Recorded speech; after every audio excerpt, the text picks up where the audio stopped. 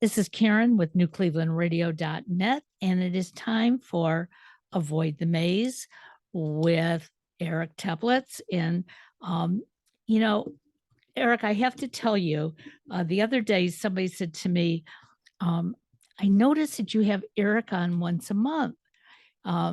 What is it about Eric that draws you to him? And I said, he reminds me a little bit of my son and my husband rolled into one. And I said, you've got this fun personality and you have been through a lot, and yet you keep finding little ways to maneuver through life. And that's my husband and son. If you roll them together separately, I'm not so sure. I said, but at the end of our podcast, I feel like I've learned at least one thing. And I think that is the best thing that I can do for myself at least once a month. So I want to thank you for making me smile, making me realize that I don't have to be perfect, and that I'm learning from my mistakes. So, well, there we go. I'm so happy to hear that. I certainly enjoy these conversations each month as well. I'm delighted that that you're getting something out of it. Hopefully other people are too. Well, that's why we do this. Mm-hmm. So I put you in charge of today's topic because I was a little lazy yesterday when you sent me this message and what do you want to focus on? And it was like, oh, I haven't planned. You know what? I'm going to throw that in your corner. Fair enough. Okay. And so the first thing that came to my mind was I remembered from a previous conversation. I don't remember how many months ago now because time is a blur, a couple months. You had mentioned that you had signed up you were in the process of moving through some sort of personal development class slash group course, whatever. And I remember the one thing about that you had mentioned about it was that you felt like you weren't doing it perfectly correctly and that this was causing you some distress. Right. So we haven't talked about it since. And so I'm just curious to follow up on that and find out what's been happening with the course and your takeaways from it. Well, first of all, the course ended 2 weeks ago, but the group and the leader of the course discussed how we wanted to move forward. Did we want to go take another course from her? Did we want to take another course from another coach? Because this program has numerous courses that you can keep building on. And I, for one, said, I'm not ready for another course, but I want to keep the dialogue going because I've always been OCD about any kind of training I do. And it's like, if I'm going to do it, whether it's free or I'm paying for it, I've got to do everything that's in the book. And I started doing that for the first 2 weeks and realized that I was starting to feel angry. And I wasn't sure if I were doing the exercises right. And that perfection side of me was just like, driving me crazy. So week 3, I basically pulled away from listening to all the videos and doing all the exercises. And just so that our listeners know, in a personal intelligence, you're learning about the demons inside of you, okay? And you're also learning about the good, and I call them the good fairies inside of you who like push those demons away. And I was just going to ask you about the scope. What was the name of the course or the scope of it? So it sounds like you're getting into that because we hadn't talked about that. It's really about driving yourself to positivity and getting rid of the negative tapes in your head. Okay.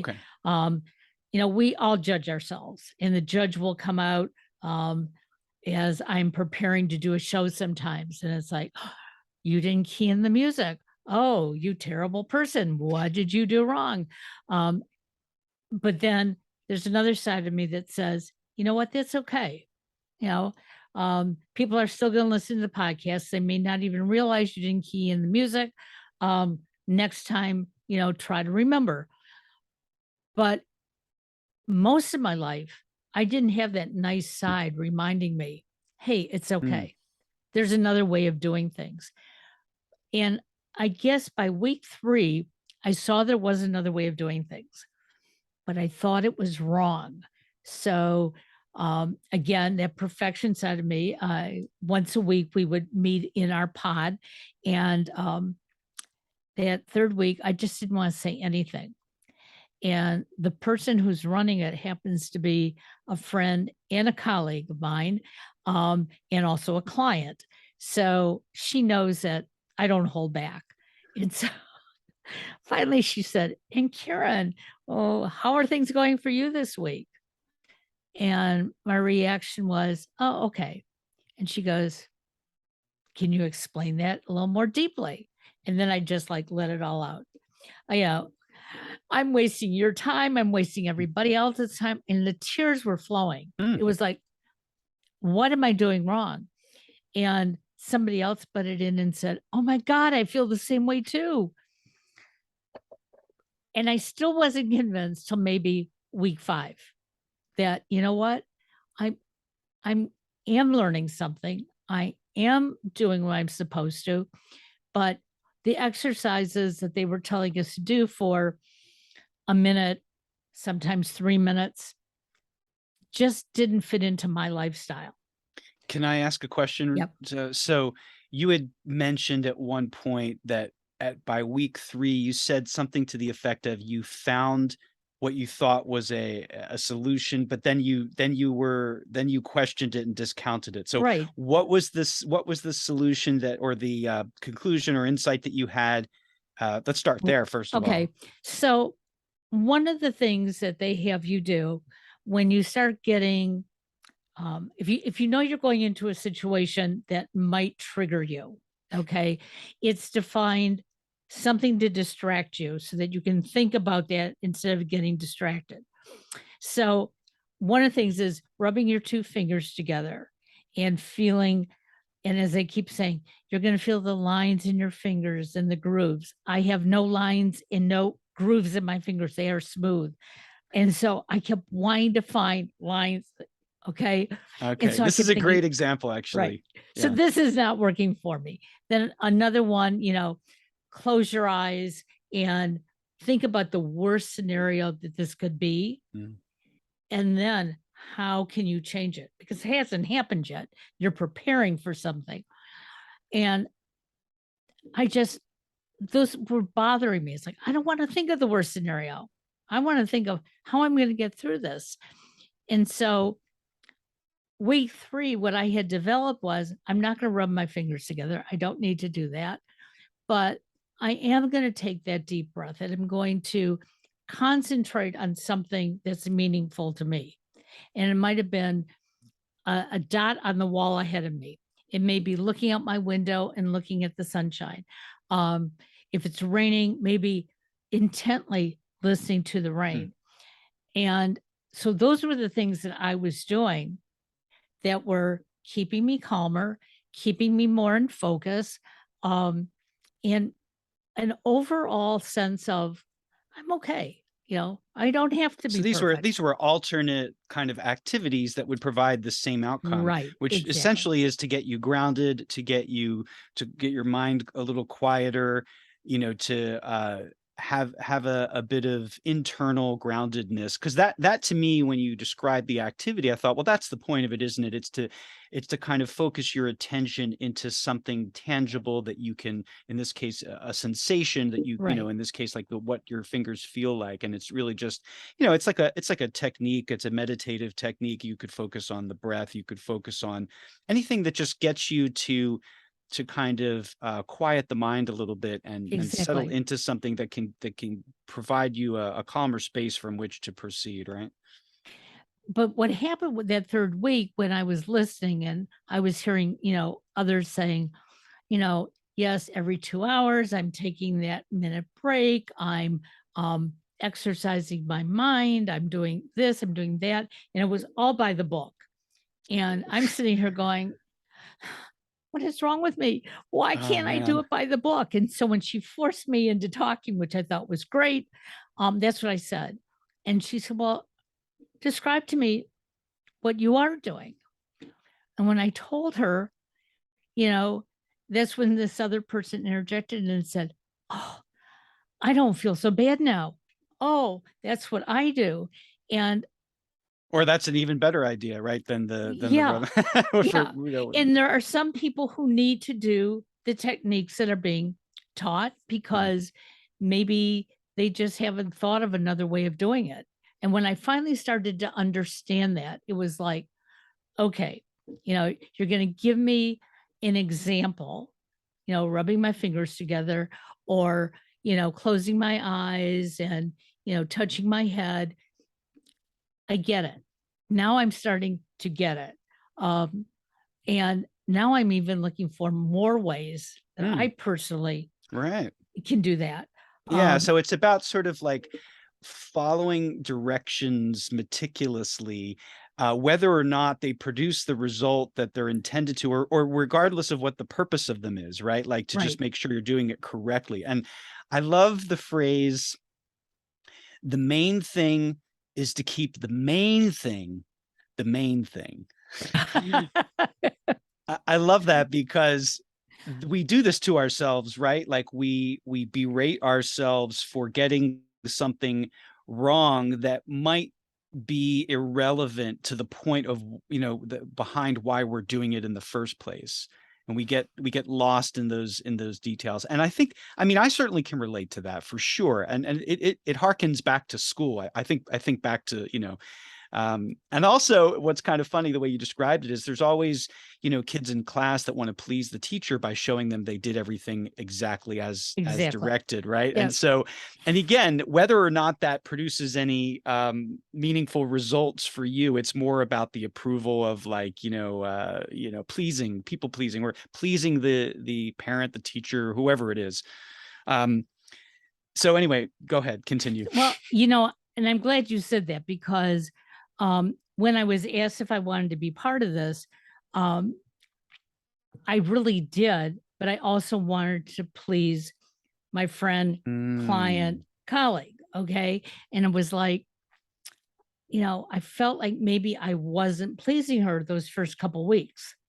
And so independently, I called her and I said, if you have a few minutes, I want to go over this with you because I don't want to make um, this session difficult for you.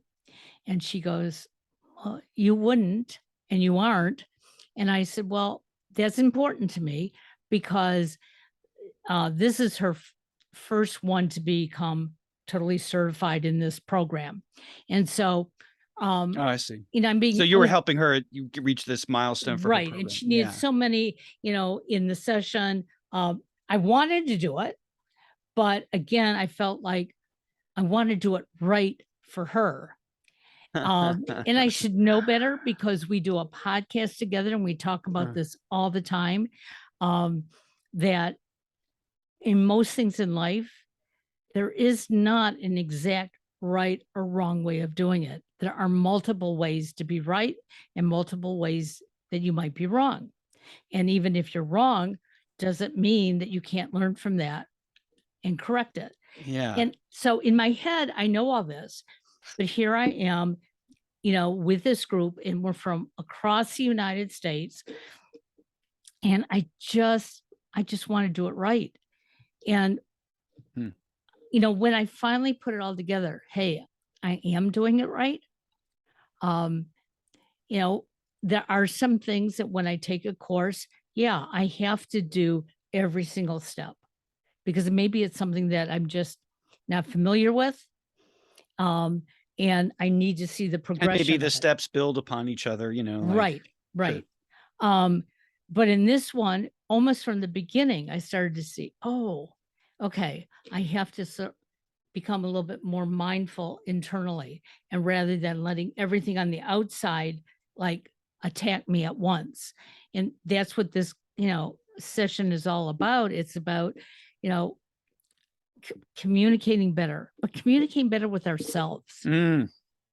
And, we think we're doing a good job, but a lot of times we're doing a Well, we terrible all job. have blinders and we can't see what we can't see, Exactly. but yeah, I think, I mean, I probably talked about this on your program before because it comes up a lot, which is for me, a really helpful practice is journaling, for helping me keep in touch with myself. There are other things you can do, but for me, that's a really reliable go-to, because sometimes you don't even realize what you're thinking or how you're feeling or what ideas you might have until you take the time to stop and you just write down your thought. Like, it never ceases to amaze me. I've been doing this for decades, and and it's I really trust that process. And it's not like I'm going to be perfectly in touch with myself at all times. Again, this idea of perfection. It's just about, I find it very helpful because oftentimes we have competing uh drives, or we have competing reasons for doing something, and maybe we're aware of them and maybe we're not. So in this case, like, you wanted to do this as a favor to your friend. You also wanted to make sure that you did it correctly so that she would look good, and so that she was pleased, that you were pleasing her and she was happy with your participation. But there are all of these, like, and then of course you wanted to grow in some way yourself. You wanted to get something out of it. It sounded good to you. Like, it's not like you were like, Absolutely. Yeah. Okay, I guess I'll do this. Like, it was like, so, but these are different motivations. And, oftentimes, well, I mean, we all are telling ourselves stories at all times about all things. And the more, and this is, this is a constant challenge. I think the more that you can just be aware of the fact that there is a story that you're telling, and that the truth is like, most of the time, and I'm not going to name a percentage because it's not calculable, but most of the time, we don't have all of the information. We have a story, we come up with a conclusion about something or someone, and it's based on limited information. Right.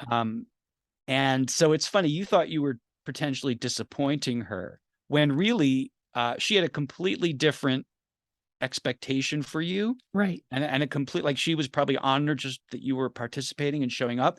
And by the way, whatever comes up for you in a situation like this, or even in general in life, it's like, that's information. That's usually, especially if it brings up strong emotion, if it brings up, like, if we get like all of a sudden we feel this rage, or we feel fury, or we feel sadness or frustration, if it's an intense emotion, there's information there for us. Like, that's a clue. That's a big clue that, like, as you used the word triggered earlier. Right. Like, this touched something in me that may be completely unrelated to the situation, but it's touching an old wound, or it's striking, an issue. And really, like, isn't that the point of any kind of personal development, is to just become more aware of ourselves and Oh, our absolutely. our triggers, and coming up with strategies for managing them more skillfully, whether it's the prescribed way, or whether the prescribed way points us in a direction that gives us that, where we come up with our own solution, as you did, like, so I don't know, I'm rambling, but Well, the interesting part is that everything has to be done on the phone. It's a phone app, okay, other mhm. than our meetings. And even our journal Is that for the is on. purpose of documenting, like, or Well, that's where all, so like I said, couldn't we just do this on the computer, which would have been easier for me? I hate texting on my phone.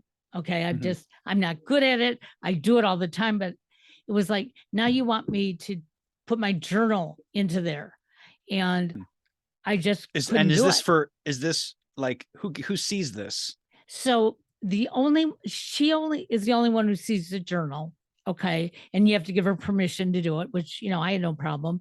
But then there are discussions within your pod with each other, okay, to encourage each other or to even ask questions. And I wasn't using that because I just wasn't comfortable The texting. It tool. wasn't Yeah. that I was afraid anybody was going to see anything, which Right, is right. that I was making more spelling mistakes than anything else.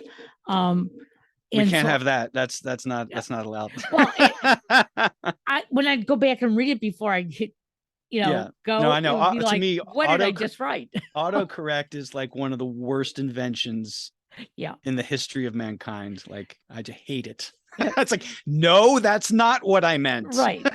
So I guess that was maybe week 4 or 5 when I came out and said that. And it was almost an apology to the group. I really want to communicate with all of you, but I hate texting on my phone. And so that's when we decided that we were going to take this as a discussion group weekly for the next 6 months. Now we can correspond in many different ways. We can still use the app. Those of us who wanted to share emails with each other, we have. And that to me is easier because I can type out what I want to say.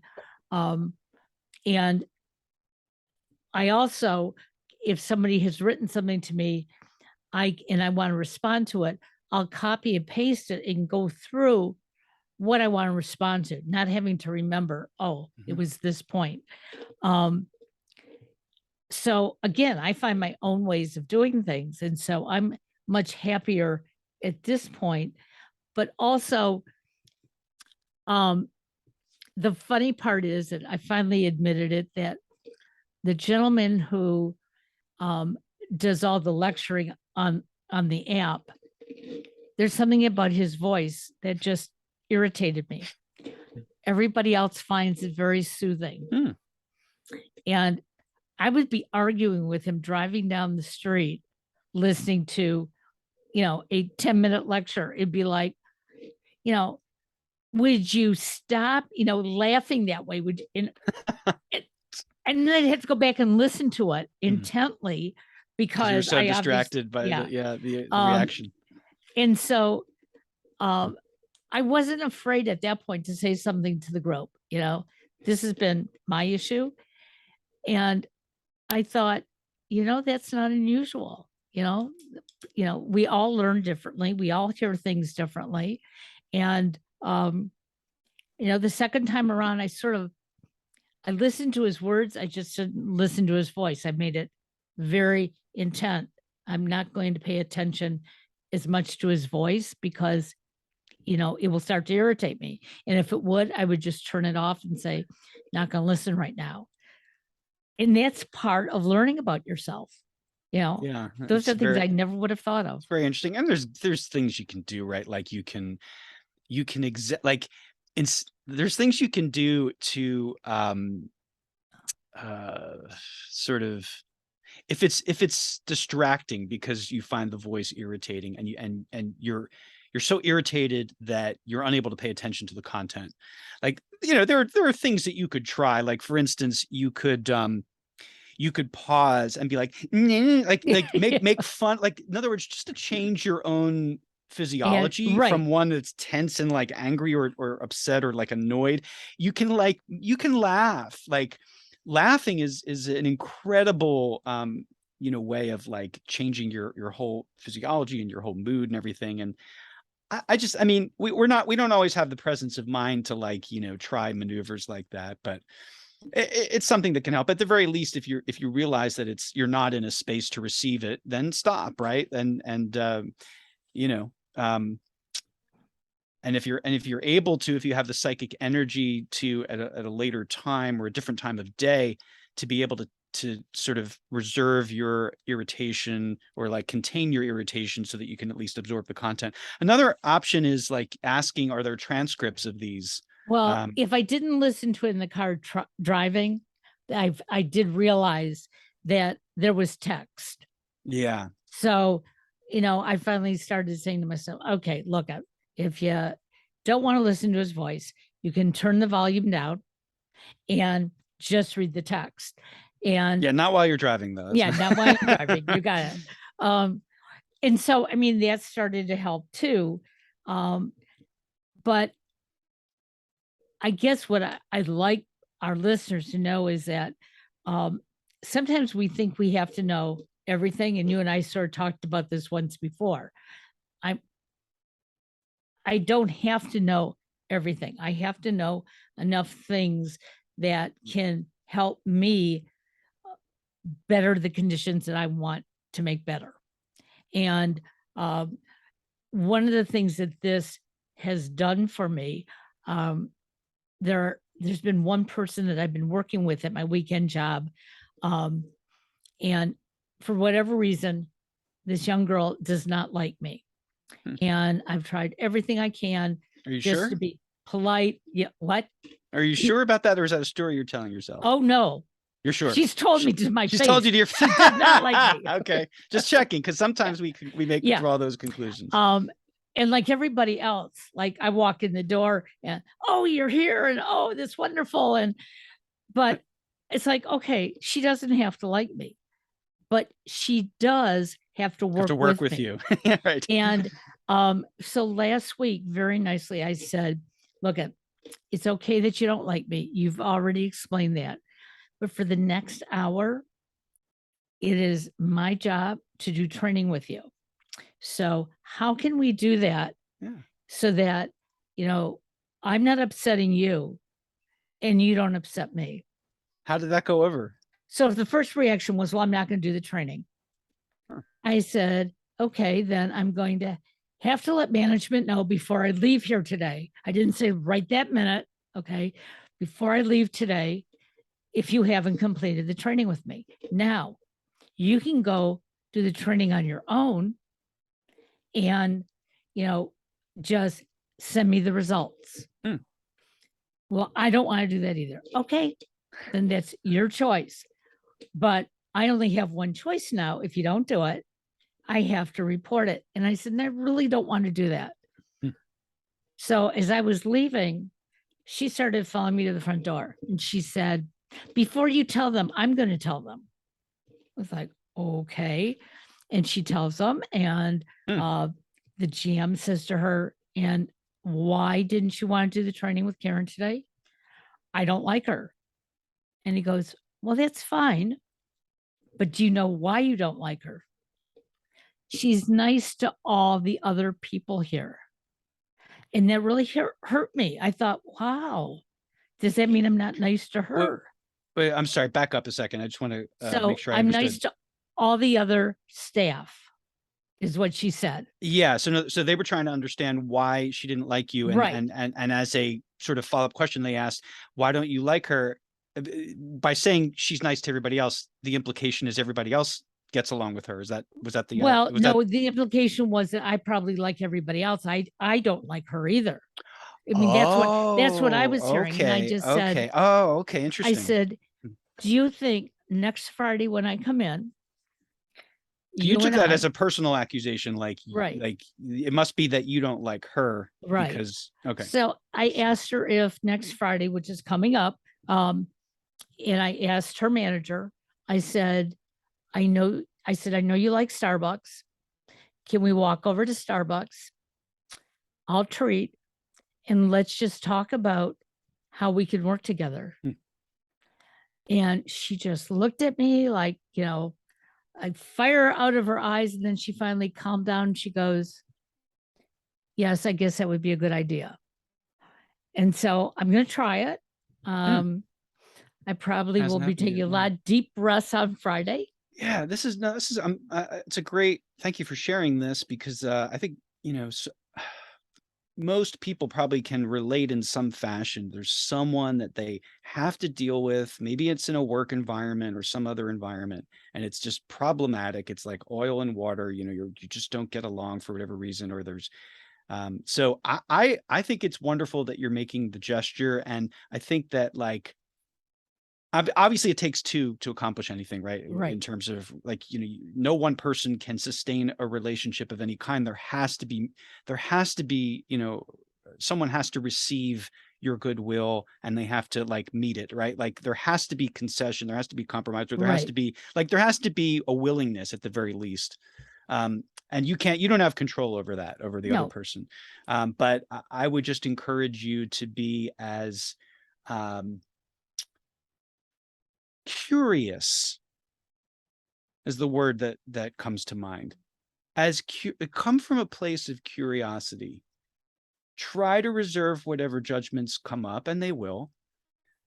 Try to be calm as you can, and come like your guard is down, and you are genuine, and you do what you can to make her feel Right. to make her feel at ease, obviously. And approach it just from a curiosity, and express interest in her as a person.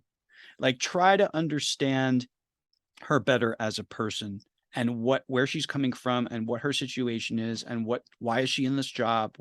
Just get to know her a little bit. Well, Maybe even completely outside of, and that's what my thought was. Because maybe if we're outside, and I know she doesn't make a lot of money, so if I can treat her to a Starbucks, which is not a big deal for me, but we're both going to be drinking something that we both enjoy. Okay, we're going to be away from everybody else, and maybe it has something to do with the atmosphere, in the store. I don't know, but I was glad that she said, finally, yeah, she would do it.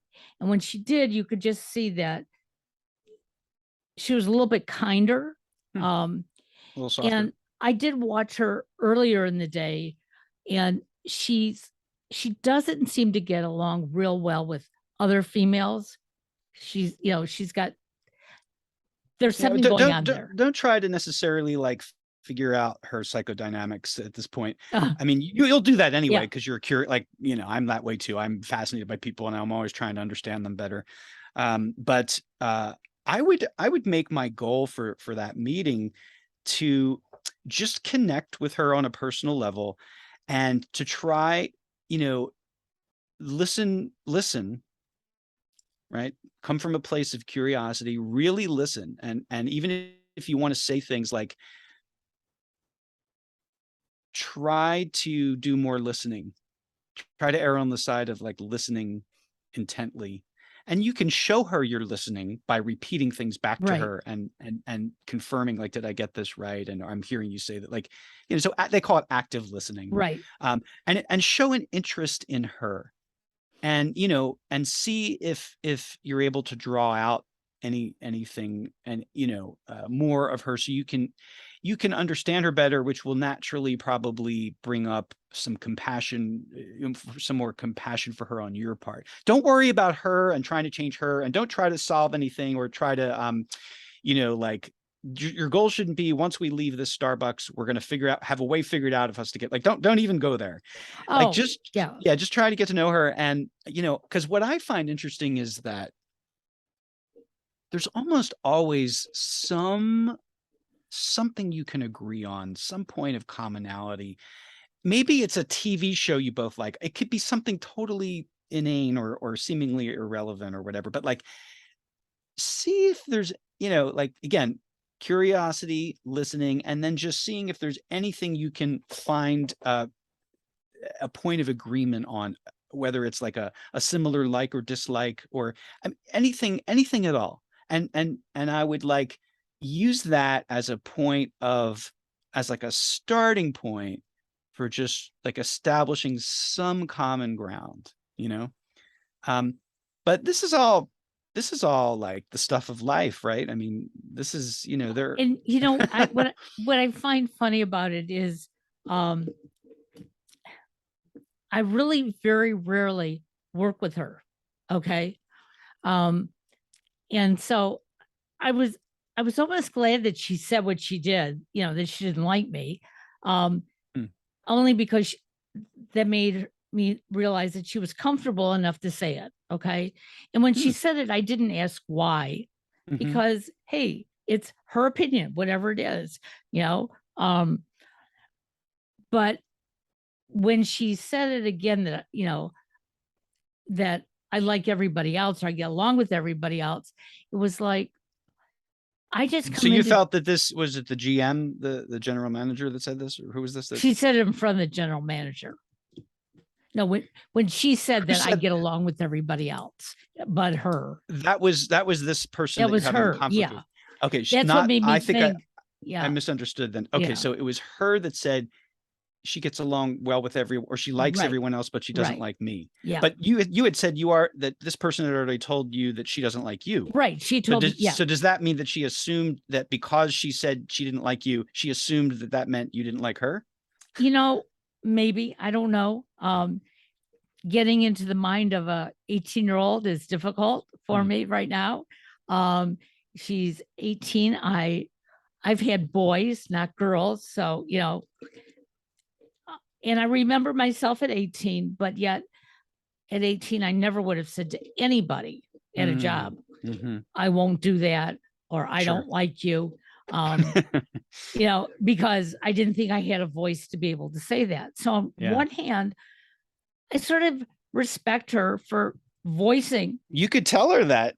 You Oh, could I say, "You know plan on what?" it. Yeah, I Yeah. plan on it, saying, you can say whatever you want. I respect you for having your thoughts, your opinions.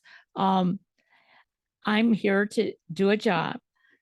I like, you know, being around, and helping and being friendly. It's not like I'm friends outside of that job with anybody. I mean, they're all younger than my son, so uh, no interest there. But they're fun to be around, and I learned so much from everybody. And I'm hoping that I learned something from her on Friday because, Yeah, good luck. yeah. I'd be interested to hear how it goes. So, And I'm not sure how we ended up on that topic from the course. Do you remember how we got there, or from the challenges with the no, course? I have no idea anymore. Yeah, I have no what to listen, go rewind or whatever, look back. But one of the other points I wanted to make about your experience in the course, that from what you said, was that when you finally voiced your frustrations about, like, I couldn't do it this way, I found this other way of doing it, or this didn't resonate with me, or I wasn't like, the, it sounded like, and this is almost always the case, it provided relief for all the other people who felt the same way but didn't have the nerve or the courage or the heart to, like, voice it, right? And so we're when we express our truth, not only is it good for us and healthy for us, but it's often a gift to other people. Oh, yes. It's a gift to other people because we're not mind readers, and to hear someone tell us how they really feel, it's helpful information. And also sometimes, in a context like that where it's a group, when someone says that, other people can be like, oh, she said what I was feeling, and that's a gift as well. And it gives Well, permission to other people to, and like, the own other thing their own for feelings the like that. for the class, or whatever we want to call this, I felt obligated not to miss a session. Now I had to miss the first session. I was out of town, time difference and everything, and I was told, you know, this may not be the only one you missed. And it was like, oh, where did that come from? But I went to all the other sessions. And now this extension that we're doing, I was there the first and second week. But the third week, I had no energy. And I just chose it. It was better for myself not to attend. And then accidentally, two of us met on Facebook. And so we started communicating back and forth. And it turns out she hadn't been there last week either. And the both of us, I could tell as we were texting back and forth, we were laughing about it because both of us felt that we should have been there, but we used either being tired or whatever as an excuse. And I finally said to her, I'm not going to make excuses anymore. If I don't show up, I don't show up. Okay. And that's really between me and myself. Okay. There's enough people in the group that if I don't show up, the group is still going to go on. So I don't have to be responsible for the success or failure. And that has helped me quite a bit. because like I Yeah, have, right. yeah, I You have, were sort of owning some of the responsibility for her success with leading the group, right? Or at least inside you felt like that was your your responsibility, right? right. And I also felt that this extension, because, I too voted that I wanted to be part of it, that, well, it's my responsibility to go. And then I started looking at 6 months every Tuesday night. And it's like Tuesdays is usually my busiest podcasting day. And it's like, there are going to be some Tuesdays. Hmm. I'm just going to be totally worn out. I know it. And I will have to decide, do I, And you can have a conversation also with the leader about that, right? If you oh, haven't yeah. already. Yeah. And I have. And, right from the beginning, it was like, you'll come when you come and you Okay. won't when you won't. But it's learning how not to be that perfect, good girl doing the things that you think others expect of you. Yeah, and there's lots of the layers to peel in that particular onion of perfectionism, right? Because there's different reasons for it, and um, you know, there's different motivations for it.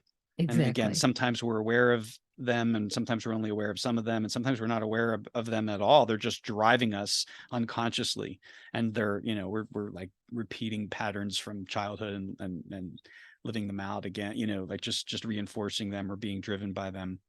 And it is interesting because they all point to certain needs that we have, to feel safe, to feel liked, to feel whatever, to feel. So it's quite a journey, this human being gig, and and perfection is like, if perfection were possible, I don't think we would be here. You're I think, probably right. I mean, like, like the whole point is there's always more to learn. There's always growing to do. There's always like, you know, sure, as an aspiration, we want like set the bar high in terms of our aspirations, but also understand that we're human beings. Really, none of us knows really what we're doing. We're fumbling around. And as soon as we think we have a handle on things, we're shown that we don't in some way or another. It's like it's all part of the experience. One thing that I would like to just say, that I've noticed is, because I've certainly invested in things. And when I say invested, I'm not speaking about, well, sometimes financially, I guess, but more of like investing my time and energy in something. And I feel like it was a dead end. And then I might berate myself, or might think like, what was that? Like, that was a total waste of time. And what were you thinking? And what were you doing? And like, if only you had just, and that kind of talk, right? Which Right. is obviously not really helpful. Doesn't stop us from doing it. But what I've come to see is that we don't always get out of something what we expect to, or hope to, or plan to, or want to. But if we get something out of it that we can, whether it's a lesson, whether it's an insight, even if it has nothing to do with the purpose of the thing that we were pursuing, if we can get something out of it, and I believe we always can, even if it's a story, just a story, to share with other people, even if it's it's experience, and all we can always learn from our experience.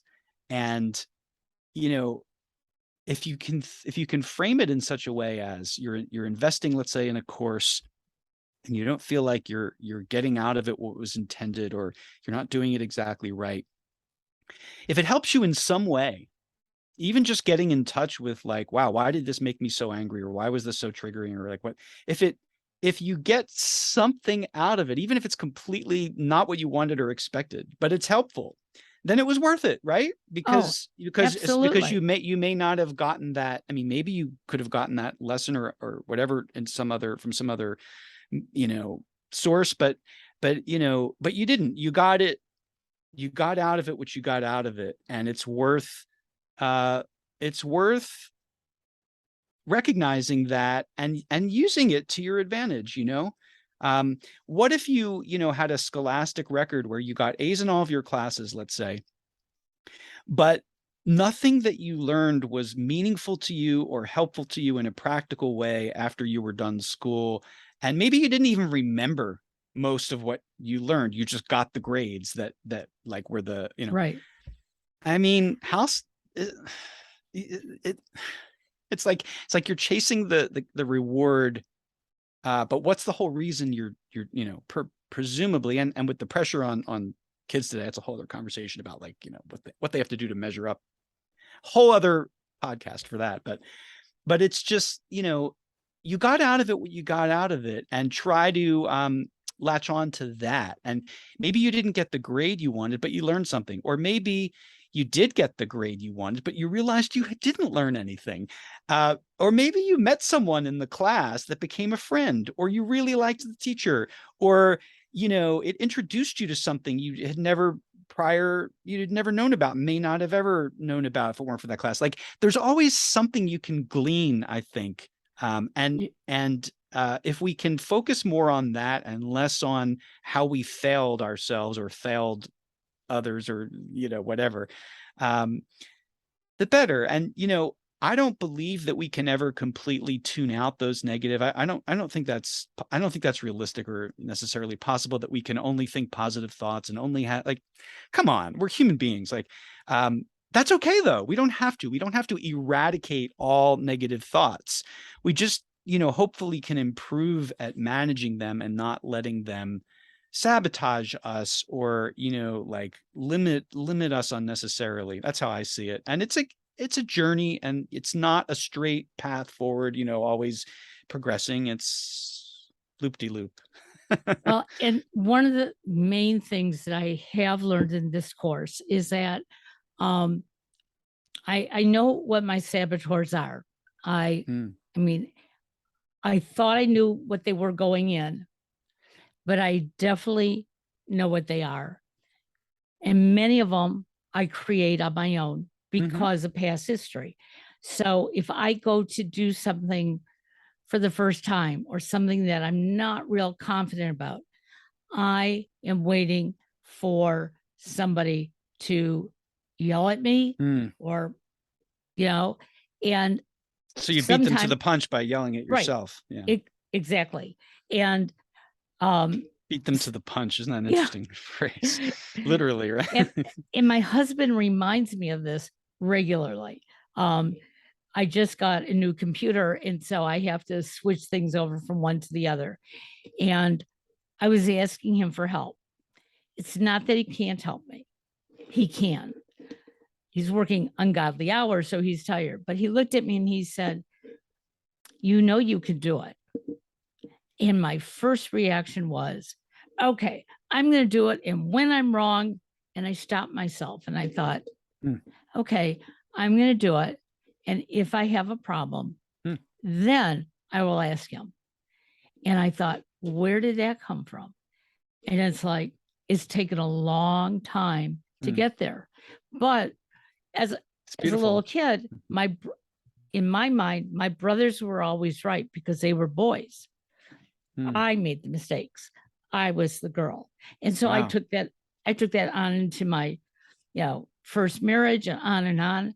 And all of a sudden, when you realize, hey, you're doing it to yourself, you can't be mad if somebody else does it to you. So you better stop so that others will stop. I salute you. What a great, you interceded, you recognized the unhelpful thought, and you redirected it. And then, presumably, did you then go and did you work on it? Did you work? So I started doing it, and then I realized I have this membership at Best Buy, and they can do all that for me. Like, right. Why have and when I said that to my husband, he said, yeah, I was waiting for you to say something. And it was like, I just felt, because I know how to do it, I should do it, but I didn't want to do it. So I wanted him to sort of like offer. Sure. And but it's like, sometimes, sometimes the solution to something is to realize you don't have to do it yourself or figure it out yourself. Sometimes, I mean, maybe for someone else or in another situation, you might go, someone else could do this for me, but you know what? It would really be empowering and helpful to me to be able to know I can do it myself. Exactly. So there's no one size fits all, and sometimes one choice makes the most sense, and sometimes another one does. That's the opposite or different. So. Well, I'm going to let somebody else do it for me.